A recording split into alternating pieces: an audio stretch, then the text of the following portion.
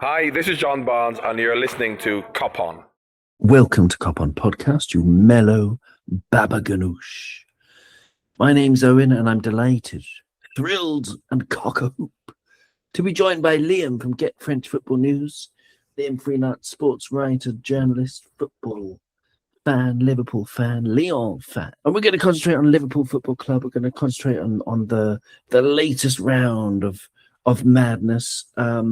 First of all, Liam, that was a shit show. Another shit show against Aston Villa. It was vanilla shite. Enough, not about vanilla ice. It was vanilla shite. We were vanilla. We turned up weak, sappy. It's the same shit every week, isn't it? It's just problems all over the place. And I thought we were very, very lucky to only concede 4. Mamadashvili made a couple of good saves. But then he looked shaky in about 3 of the goals as well. So, I mean, we're going to go through the squad later. But first of all, is it getting you as down as it is me? Because I wake up every morning and my thoughts turn to Liverpool. It's just a big sigh. Yeah, it's hard to get excited about watching us play football, isn't it? It feels like it's been that way for a little while. We were exciting at the start of the season, but sort of for the wrong reasons now. We're far too easy to beat. I thought we might turn up. I don't know why. Just on the fact that we sort of needed to win to confirm the Champions League football qualification for next season. The fact that that's still in jeopardy with 2 games to go is pretty embarrassing. I mean, it's unlikely, but Bournemouth are in great form. If they beat City, that really puts the pressure on against Brentford on the final day.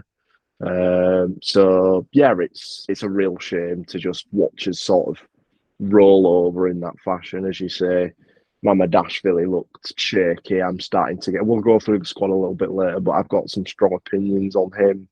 Van Dijk scored a brace, which is nice from his perspective. It's his highest goal scoring season for Liverpool, but aside from that, really, it's hard to take any positives. Szoboszlai didn't look anywhere near he has been in the season. Obviously, slipped for one of the goals, sort of gave them the freedom of the penalty area, left Mamadashvili with no chance. Yeah, there's just not a lot to be positive about, is there really? And I'm glad there's only 1 game left of the season. Yeah, we can wave goodbye to it, and maybe we could wave goodbye to Arne Slot. Who knows? There's been nothing confirmed from anybody reliable, but there was one, for example, Liverpool fan from Liverpool, Scouse, who's got a really good channel, and I can't remember, and I'd love to plug what it is, but I can't remember. I think it's YNWA something, and I'm sorry that I've forgotten. I'll tell you next time. But anyway, he was saying, so this is me telling you what he was saying, that he had heard from 2 other people, is that FSG have changed their mind and they want Slot out. I don't know where that's coming from. It's coming from Edwards, if it's coming from Hughes, or even if it's true at all, it might just be absolute nonsense.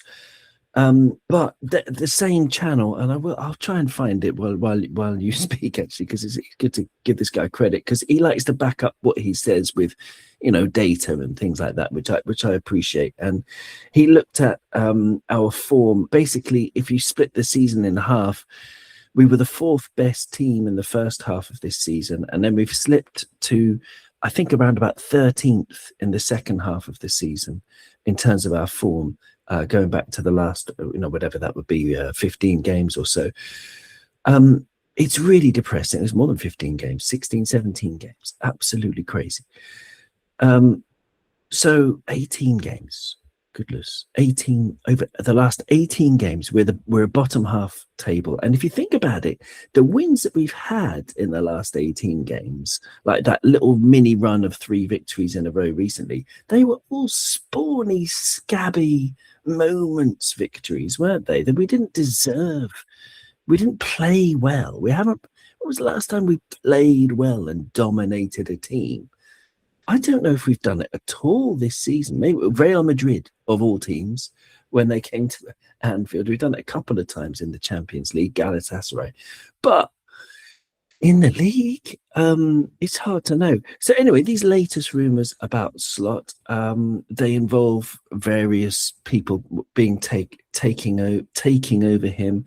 But for me, I've got lots to say on it. But just on the idea of Slot leaving, I'm really at the point now, and I haven't felt this way since Graham Souness, where I just would do anything for it to happen. Like I'm happy for us to lose to Brentford, and for Bournemouth to beat City and win their last match, and them to get Champions League above us. Really, I am. If that's what it takes, if that's the extremes of what it should take to get him out, and I don't want anyone to think I've got anything against Arne Slot. He's just not the right person for this job. It's like you're in a relationship. You know it's not working. This is not the person for you. You've got nothing against that person. You want nothing but the best for that person.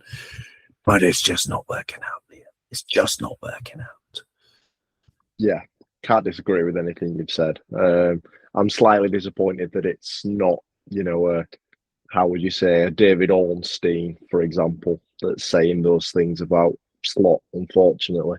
The most recent sort of reliable reports point towards him staying, which is a bit of a difficult pill to swallow given the context of the season. I mean, that stat alone, the fact we're a bottom half of the table side, I'd love to know what the stats are from when we were top after 5 games and won 4 of our 5 matches with last-minute winners. I'd love to know, what the stats are in terms of where we are after that victories, because that was, 15 points? Something like that. If you think what we've got 59, that's 44 points. It probably puts us somewhere down there as well. Yeah, just difficult all round, really. Is Slot going to leave? I don't think so. I think if Slot leaves, you probably see a real reshuffling of the pack with senior exits as well. There's been murmurings about Hughes going to Al Ittihad or Al Hilal, whichever Saudi Arabian club he's been linked with. Edwards is apparently upset with the fact that FSG looked at clubs in France, Spain, Portugal, decided they didn't want to buy the second club and, become part of MCO. So that's sort of disappearing. Then that leaves you questioning what actually is his role as a football CEO at FSG. So I think that would probably be more likely that you see the 3 of them depart together rather than just Slot on his own, and you see a new sort of, what would you call it, face of the football club. But as things stand, it looks like we'll have to put up with Slot for at least another season, which feels like the wrong decision. It points back towards Eric Ten Hag at Manchester United. Yes, he'd had some success, Absolutely. but no, it wasn't right. No, absolutely. I mean, it was just so clear from the outside, and that's what I worry about. Maybe even more than Arne Slot is like whoever's deciding, if they do decide to keep him in the summer, that means we've got some, like, I don't want to say idiots, because there were some people who, but people who make questionable decisions that are not based on the facts. I found the table for you. I found the name of the channel I was talking about earlier. It's just very simply YNWA Reds. Great YouTube channel. Do subscribe. It's 14.6k subscribers at the moment and growing very quickly. He's a very good fan. He talks very clearly. And I found the table as well that he's on about in the latest video, where it's, so the first half of the 25-26 season, Liverpool were 4th. And your question is a very good question, because we won the first 5 games. I've forgotten about that. So after 19 matches, we had 34 points, which is 8 fewer than Arsenal and 7 fewer than Man City. So 34 points from 19 games. But of course, after 5 games, we had 15 points. So that means we had 19 points from 14 games after the first 5 games of the season. That is horrendous. And I don't know, because we're getting worse. Like, I'm convinced that if Slot does stay, then we're going to be in a relegation fight next year. I'm absolutely convinced, because he's lost the dressing room. No one's running. He doesn't want them to run anyway, presumably, because he doesn't tell them to run. Or if he does, they don't listen to him anyway. And it's just a complete toxic situation. He's got to go. He's got to go. I don't know how. I mean, the only reason is that people are, we talked about it in the last one, but that people are like, well, he won the league, he won the league, so he deserves another shot. But I don't know. When I was younger, I played the clarinet in a school recital, but that doesn't mean I can play the clarinet anymore. But yeah, Mo Salah wants Slot out, obviously. I'll just read you the statement. I'm sure you've read it anyway, Liam, but I'll read it back to you and the listeners just to remind you. It's very poetic, I think. So this is from Mo Salah on his socials, and I quote, "I have witnessed this club go from doubters to believers, and from believers to champions. It took hard work, and I always did everything I could to help the club get there. Nothing makes me prouder than that. Us crumbling to yet another defeat this season was very painful and not what our fans deserve. I want to see Liverpool go back to being the heavy metal attacking team that opponents fear and back to being a team that wins trophies. That is the football I know how to play, and that is the identity that needs to be recovered and kept for good. It cannot be negotiable, and everyone that joins this club should adapt to it. Winning some games here and there is not what Liverpool should be about. All teams win games. Liverpool will always be a club that means a great deal to me and to my family. I want to see it succeed for long after I have moved on. As I've always said, qualifying for next season's Champions League is the bare minimum, and I will do everything I can to make that happen." Wow. It is a bit of a bomber, isn't it, Liam? What did you make of that? It sort of feels like he doesn't need to say anything on Sunday, really. He's basically said everything he wants to say, and then obviously he can get to the sort of heartfelt farewells against Brentford. But yeah, I think he sort of said what we've all been thinking and what we know he's been thinking ever since he had that sort of outburst against Leeds United after the game, after it was benched. I'm sort of torn in two ways, because I appreciate what he said and I agree with most of what he said. And if you notice the wording, it's very Jurgen Klopp-esque in terms of the two statements that are probably most remembered in terms of Klopp at Liverpool: heavy metal football being one, and then doubters to believers being the other. So he's basically saying hire Jurgen Klopp back, in a sense. It feels that way. But also, what does that do sort of a game before the end of the season, other than say, look, FSG, the manager's not good enough, listen to me and hire someone else? I don't know. It feels like a bit of a nothing statement, really. I think everybody's overreacting to a sense. We've sort of known he's been of this opinion for a while. Is it going to change anything? I don't really think so. But I'm glad that he's sort of had the bollocks to say what everybody's really been thinking.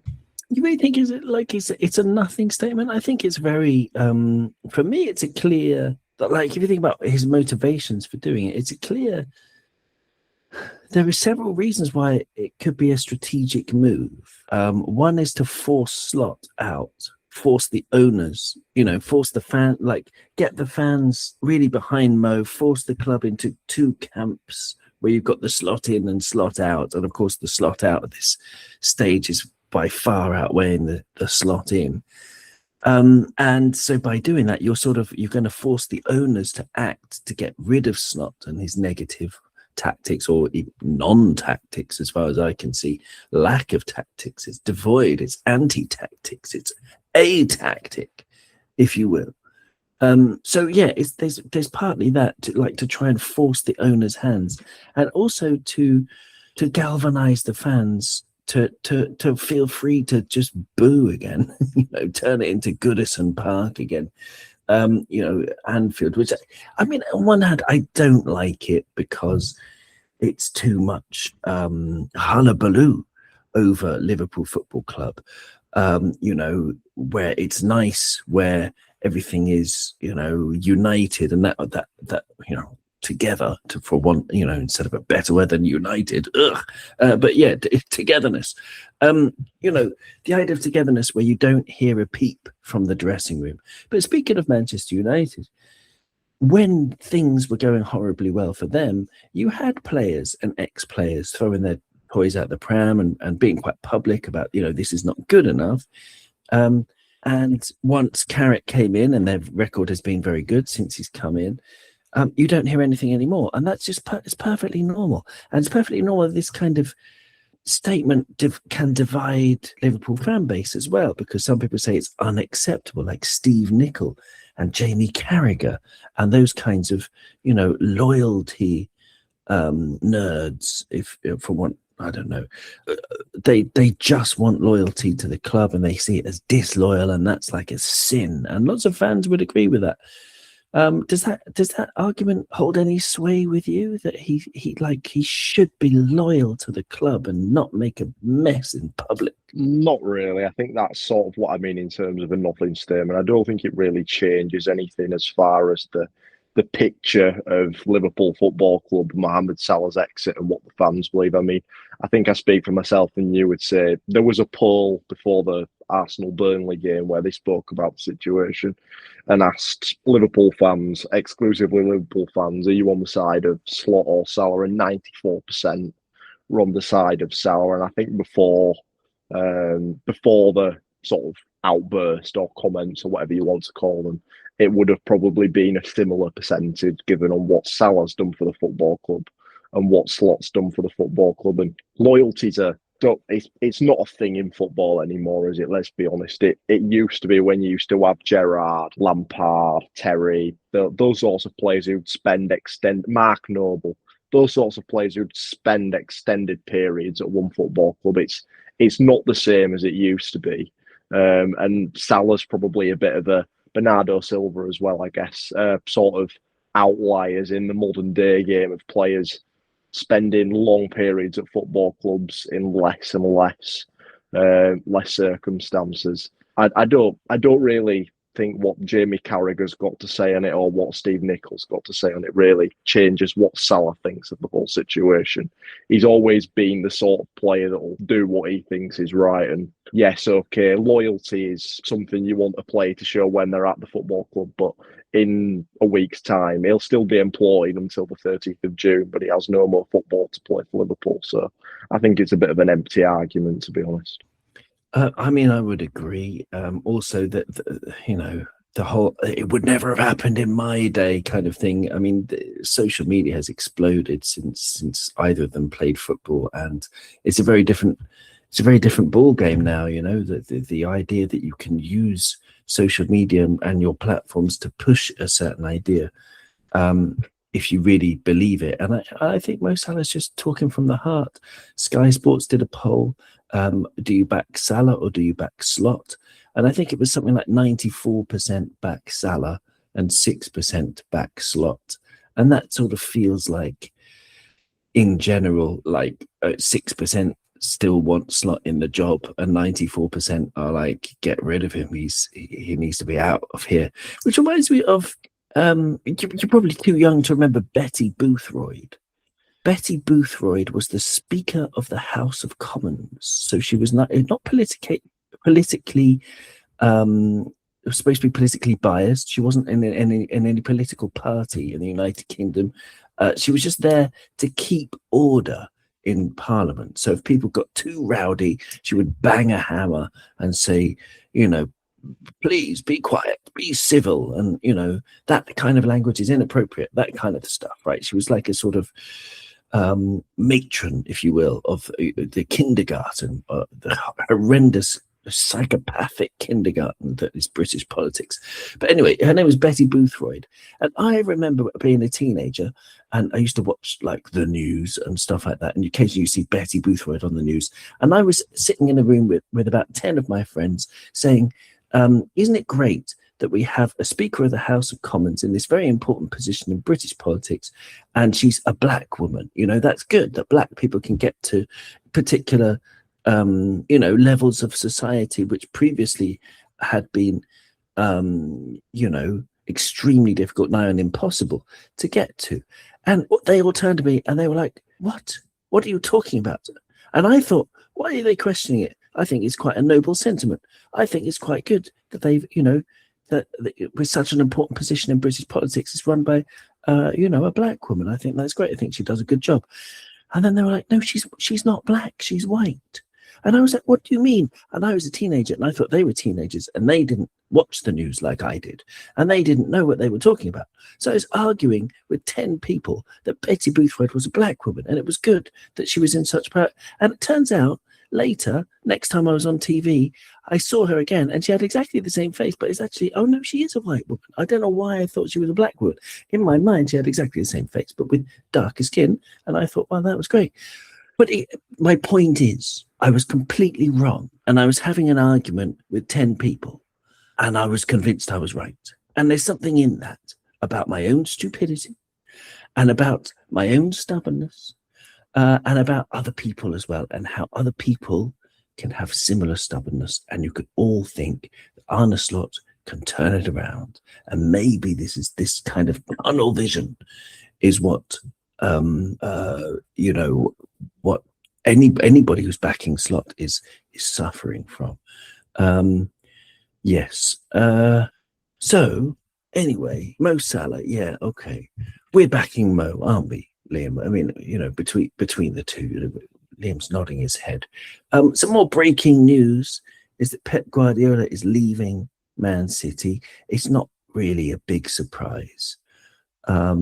So I don't know if you've got a few thoughts on that, and then we'll just look at the Liverpool squad and moving forward and what we're going to do for Liverpool moving forward. What do you make of Pep Guardiola? He's finally buggering off.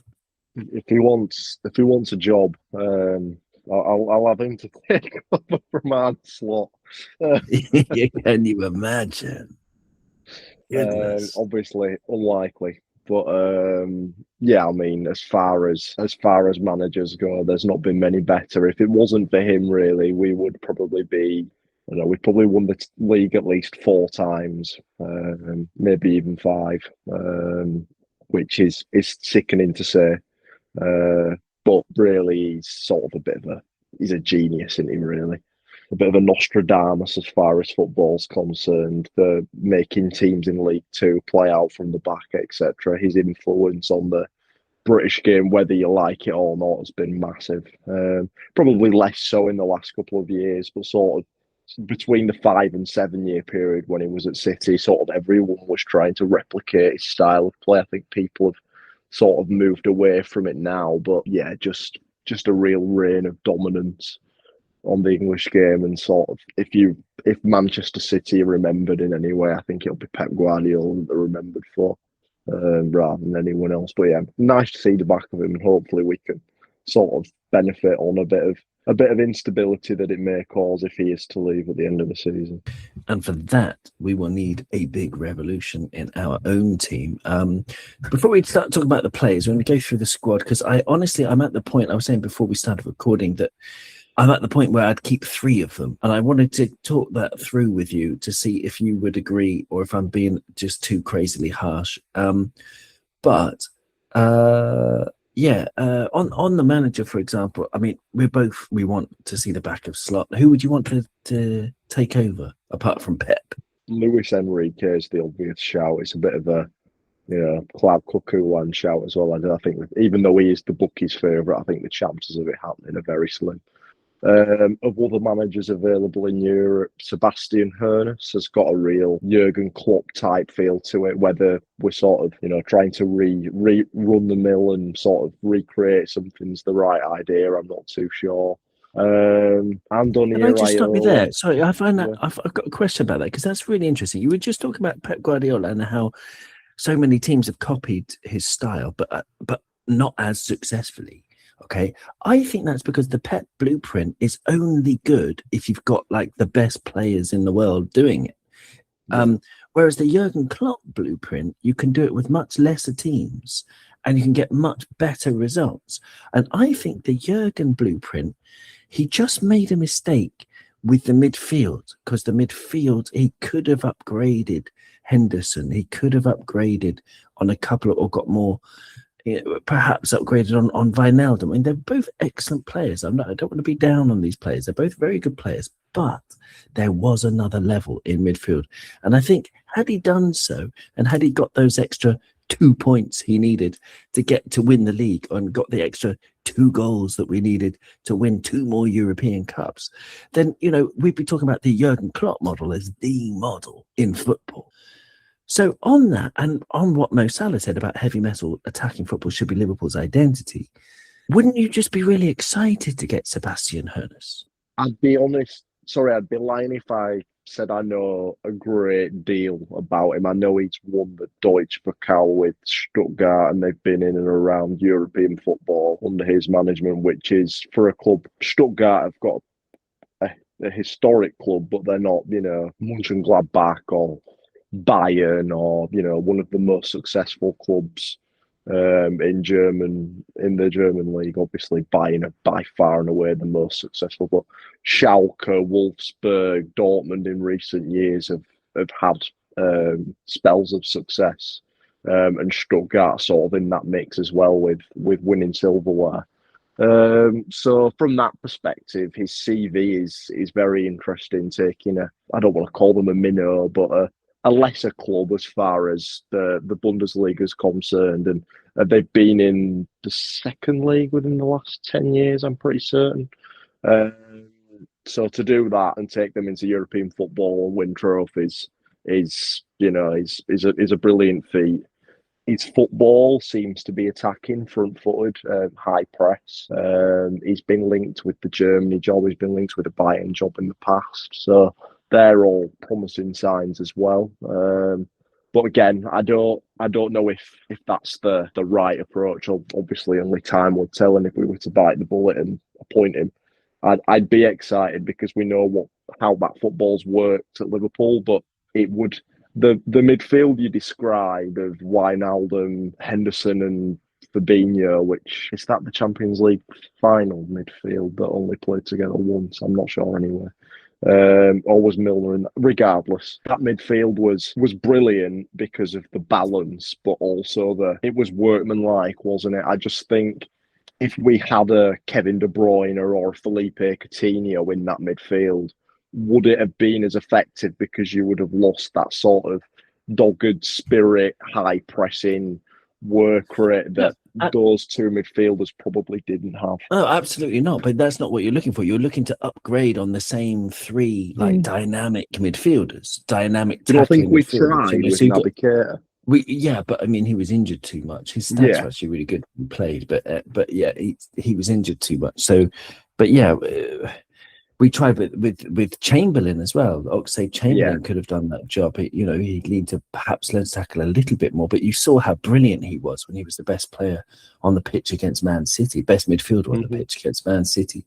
That when he scored his best goal, that Champions League quarter final, he was incredible at that. But it was like that. Chamberlain got injured. Keita got injured. Then Jurgen sort of lost faith in his own ability, because he saw what Pep was doing, and he brought in Thiago, and that didn't work, and he got injured, and he tried to change it a little bit, tweak it, and he shouldn't have done. He should have stuck to the idea of 3 dynamic midfielders. It's just my opinion. What the hell do I know? I mean, there's Jurgen Klopp I'm talking about, but I think, I really think that was the only thing that that blueprint. You need 3 workhorse midfielders, and I think we could have upgraded on Wijnaldum and Henderson particularly. But anyway, Hoeneß. Okay, going back to the present. He took over when Stuttgart were bottom of the table in April of 2023, and in Germany, they have relegation playoffs, and he managed to get them off the bottom of the table into the relegation playoffs, where they stayed in the league thanks to defeating Hamburg. And then the very next season, the 2023-24 season, he actually qualified for the Champions League with Stuttgart for the first time since 2009-10. And he finished second in the league. So he took them from bottom to second in the league. That is so exciting. I don't care what you say about the quality of the German league. And then he's just, they lost the Super Cup to Bayer Leverkusen and finished 9th place in the Bundesliga. But then they won the cup in 2025, the DFB Pokal, And I think, did they win the cup again this year? Are they in the final again this year? I think they're in the final again, and they're in Champions League berths again. So he's had a bounce back season. And of course, I've seen 10 minutes of them this season, and of course, I'm going to jump to conclusions and I'm going to exaggerate it because I just really want a Jurgen Klopp style manager. But the 10 minutes that I watched of Stuttgart versus Frankfurt last weekend was maybe a bit more, it was 20 minutes. I was like, okay, number one, Hernes wears a cap. Jurgen wore a cap. That's great. Number two, Stiller and Chema Andres in midfield were particularly good all over the place, winning things, winning duels. And number three, the press was just so Jurgen. It was so Jurgen. There was no time. Nobody had any time. It was just the antithesis of the bullshit that we've been watching. And I just want footy to be fun again. Even if Hernes comes in, tries his tactics and it doesn't work, it would still be worth it for me, because this, at the moment, it's not working. It's horrible. And it's so bad to watch. So, we have to do that. But anyway, Liverpool, let's look at our squad, because I forget who these players even are. Let's start at the back, go line to line. Goalkeepers, Alisson Becker is leaving. Let's say he's leaving to Juventus. Mm-hmm. So Mamadashvili, for me, he's a number 2. You said you've got some opinions on Mamadashvili. What do you make of him? The sort of success we've had has been built on a strong centre-back in Van Dijk. I mean, any sort of centre-back in the world could probably slot alongside him and look relatively half-decent, which is great. But I think Van Dijk's been so good, not to say that he's not just good anyway, but having somebody like Alisson behind you who has those PSG-type performances, the game I'm talking about, in his locker and can come up with a big save, a la Napoli in the Champions League, to change a game in a moment and sort of win a game for his team, has always been sort of not the pinnacle, but a real benefit for a winning team. Ederson was a great keeper for City, Van der Sar back in the United days, Petr Cech for Chelsea. Those sorts of goalkeepers have always been pivotal in one game or another, and fans will recall a performance where they made a real difference. Mamadashvili's never going to be that goalkeeper. He doesn't give his backline the confidence that he's going to be able to come up with that big save. I mean, for the third goal, I think, for Villa, he does make 2 good saves, but there's times where I just don't get the confidence from him that, Alisson provides. And comparing anyone to Alisson's unfair, but I would rather have Kevin Kelleher in goal than Mamadashvili, because Kelleher, whilst he wasn't Alisson, one, he was much better with his feet, and 2, you could tell that Van Dijk, Robertson, whether it be Matip, Kanate, they trusted him behind them. And I just don't get that impression that anybody that's playing alongside Mamadashvili trusts him. And also, he's absolutely terrible with his feet. Like, if you're going to play slow possession dominant football, you at least need a goalkeeper that can play with his feet, and Mamadashvili isn't that. So we're bidding him, or at least pushing him to number 2 status, right? He's okay as a number 2, but we need, the spine of the team going forwards. You need a world-class goalkeeper. It's the most important, arguably, the most important position on the field. For me, it's the second most important after the number 6. But the spine of the team is so important in any team. And we're going to upgrade on Mamadashvili. Okay, so this is one player. I'm going to try and count on my fingers, or maybe I'll write it down because I won't be able to count. I won't have enough fingers. We need a goalkeeper. Okay, we need number 1 goalkeeper. Right back, Connor Bradley, Joe Gomez, Jeremy Frimpong. You keeping any of them?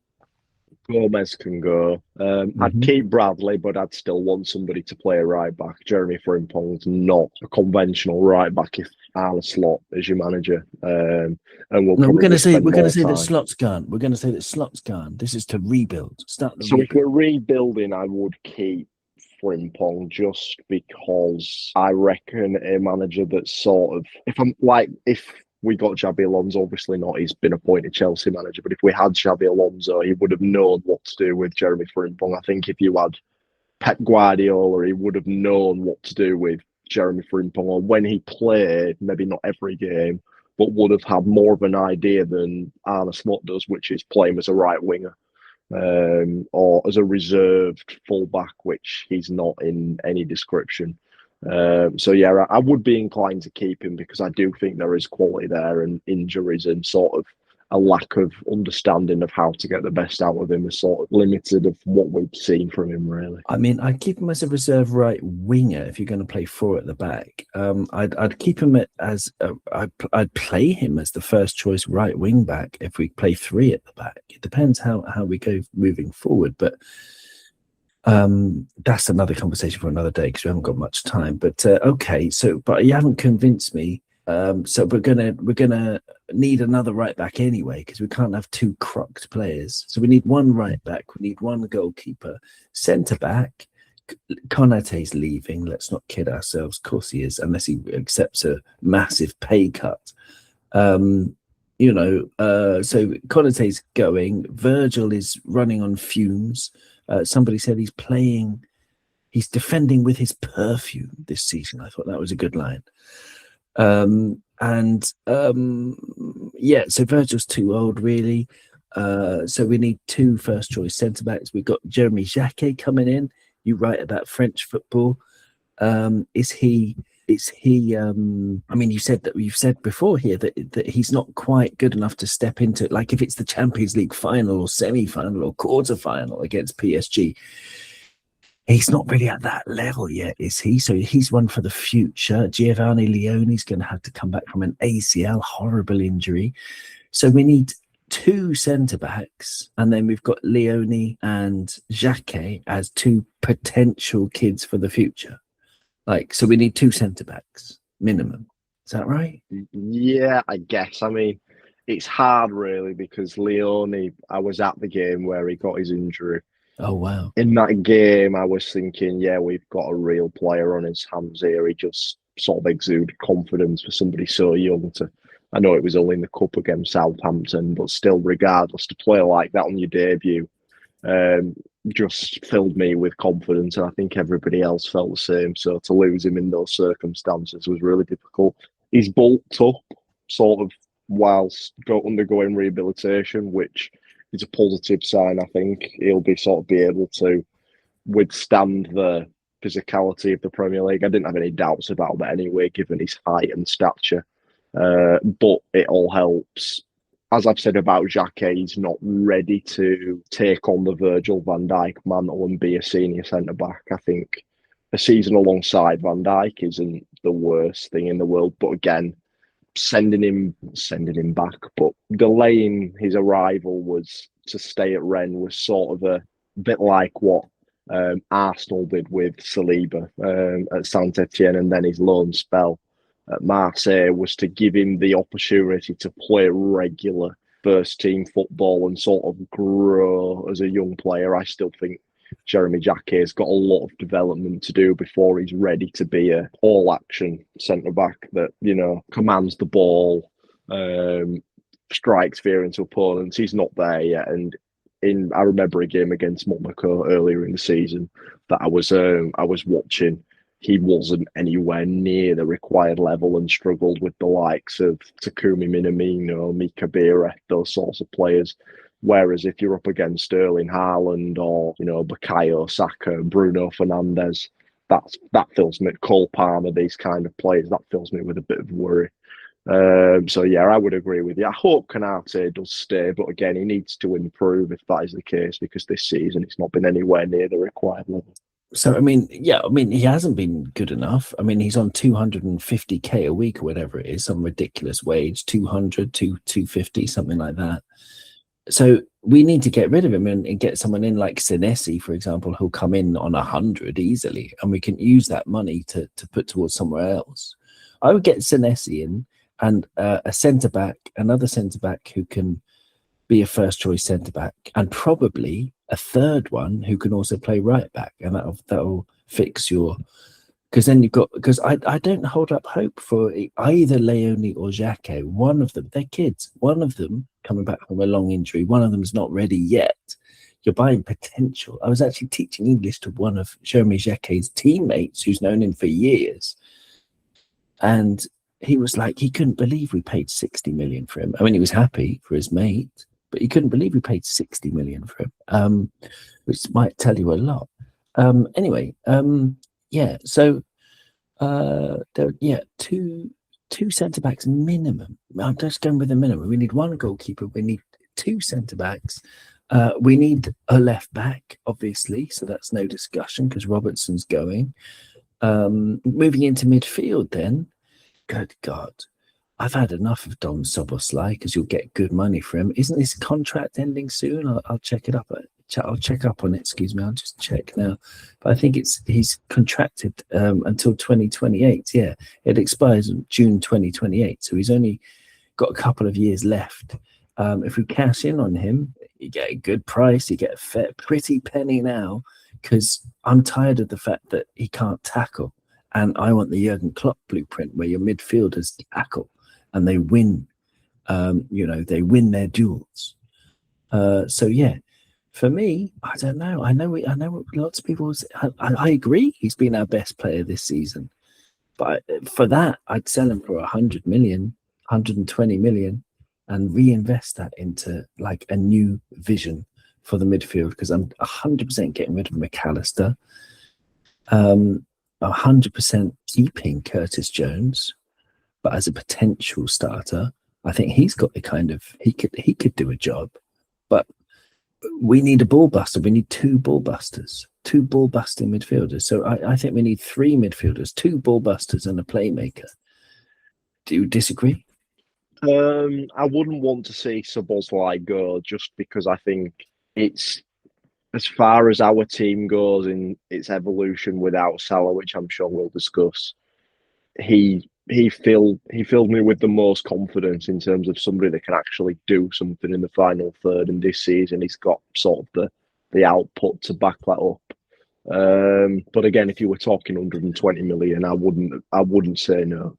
But I doubt Szoboszlai will be on the move. But maybe next year. There's been rumours about him wanting to play for Real Madrid. I don't think Real Madrid look at him as a player personally. I don't think he's good enough to play for Real Madrid in the sense that he's an Mbappe or that kind of player. Trent sort of screamed Real Madrid. I don't think Szoboszlai does.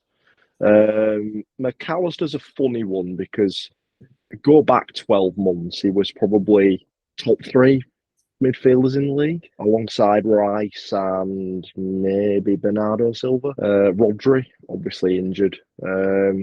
He was in that bracket, whereas now I don't think anybody would put him in that bracket, which is really difficult because, for 35 million, he was deemed a bargain, really. I think of all the players, the one that you said that you would keep, I think he's going to leave. I think Curtis Jones leaves in the summer, if I'm completely honest. I think he's fed up. I agree, unless Slot leaves. And I think someone like Sebastian Hoeneß coming in would be able to persuade Curtis to stay. And so you've got a big role. But on McAllister, I did hear a rumor from another podcast that he had some kind of surgery last summer, possibly after the horrendous assault by that Juggy Tarkovsky. And he needed some kind of surgery on his ankle, and that's why he's been struggling. But it doesn't explain why Slot's kept playing him, because he's gone from, as you say, perhaps top 3 or 4 midfielders in the country to not even in the top 3 or 4 midfielders at Liverpool Football Club, and a grossly underperforming Liverpool Football Club at that. But I think he's been atrocious for me this season. I really do think atrocious is the word this season. So I mean, would you keep him? I mean, if you were to make the decisions, I think he's lost something. He's not going to get it back. Yeah, I hope you're wrong, but if that is to be the case, I don't like to believe things without knowing the truth on injuries and players having surgery or whatever it may be. But Yeah, but Yeah. just from what you've seen on the pitch, though, he's lost something. Yeah, what we've seen on the pitch this season's not been good enough. I'd like to see him turn it around under a new coach. I think there's a lot of players this season that have been sort of a victim to their own surroundings. Really, Slot's not had the same effect on the team that he had last season, and I think players have some have regressed. In spite of that, and he's definitely one of them. I think fitness is another issue as well. He's clearly not fit. He hasn't been for a while. And with a good pre-season, if he could build that up and we return to the player that, won a World Cup and was pivotal in us winning the league, then I wouldn't want to see the back of him. But if he can't refine that, then yeah, I'd reluctantly let him go. There's ifs and buts. See, we did this for so many years. If only he did this. If only he did that. We did that for so many years in the 90s and in the 2000s and the 2010s and all that. But so I mean, in order to have two players for every position, okay, and you're playing a 4-3-3, then you need 6 midfielders. Okay, in a nutshell, we haven't got much time. 6 midfielders starting next season for a team that can possibly challenge for the league. Okay, I'll keep Soboslai. You convince me. Curtis Jones, Gravenberch. Yes, if we have 3 more. I need 3 more good ones. And then Neoni's going to be number 7 to cover for injuries. We need 3 more, Liam. Yeah, I'm not in disagreement there. I think it's just the scale. Was it Klopp's penultimate season when we were in the Europa League where we signed McAllister, Gravenberch, Endo and Szoboszlai in the same window? It feels like that same sort of window would be required to sort of change the midfield, but that's not that long ago. It feels like sort of 3 years on we're needing to do the same thing again, which is slightly worrying in terms of in the past we were the team that always got our business right, but none of those signings really seem to have consistently hit the mark across those 3 seasons since they've been at the football club. They've all had the moments. But we haven't signed anyone since. Sorry No, to interrupt. that's We true. haven't signed it in midfield, and that was 3 years ago. We haven't signed anyone for 3 windows. That's like 6 windows. We haven't signed That's anyone. true.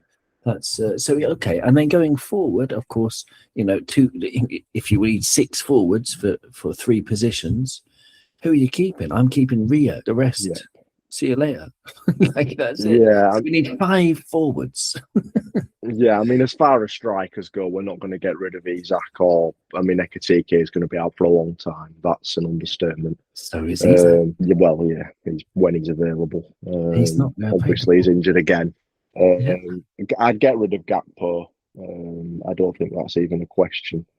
I liked him when he joined. I think he struggled to begin with, but he found his feet eventually under Slot and Klopp. The likelihood of us signing 3 forwards feels quite slim. But it's probably necessary with Salah leaving, Gakpo not being good enough, and the fact we're probably going to have to rely on Isak to lead the line, and he's not proved any form of fitness. 8 starts in the Premier League this season, 30 games, because he's not going to play this weekend, 30 games missed. We can't rely on him. Yeah. We need to replace him because he's not good enough, because he's not there. He's just as good as you or I when he's not there. I don't know about how good you are, how good your first touch is, but mine's not very good. Needs a bit of work. So we need 5 forwards, Liam. You haven't convinced me otherwise, I'm afraid. We need 5 forwards. I know it's not going to happen, but let's say we keep Ekitike and Isak. That can count as 1. Okay, these 2 players, I'm going to say between them, they might be able to have 16 performances, 16 games next season between them off the bench. So we need 4. We need 4 forwards. So that means we've got 4 forwards, 3 central midfielders, 2 centre backs, a left back, and a goalkeeper. That's what we need. Minimum. Yeah, it's not great, is it? That's 4. But the chances are we probably sign 4 or 5 players. It's 11 players that we need. We need that. We can't get away with signing 4 or 5 players. We can't go into next season having, for example, like we did this season, 4 central midfielders who the manager can pick from. They get tired, they get injured, they lose form naturally, of course. Anyway, No, Liam, you're right, that's all we've got time for today. I mean, let's move forward to the summer. Let's see Sebastian Hoeneß coming in. That's what I'm pinning all my hopes on him after Xabi Alonso's finally made a bad decision to go to Chelsea. And anything to add? Before we chip off into the night and we watch Arsenal, see if they can, see it out against Burnley in the last 10 minutes. Thank God it's almost over. Yes, but may the new step begin. Thank you so much for joining me, Liam. I really appreciate it. And thank you to the dear listener, coponpodcast@gmail.com. Do get in touch. We've got a WhatsApp group as well. Do get in touch if you want to join that. And whoever you are, wherever you are on this wildly fascinating planet, do look up Q numbers and the flavors of quarks if you want to be confused, because that's the future of quantum computing.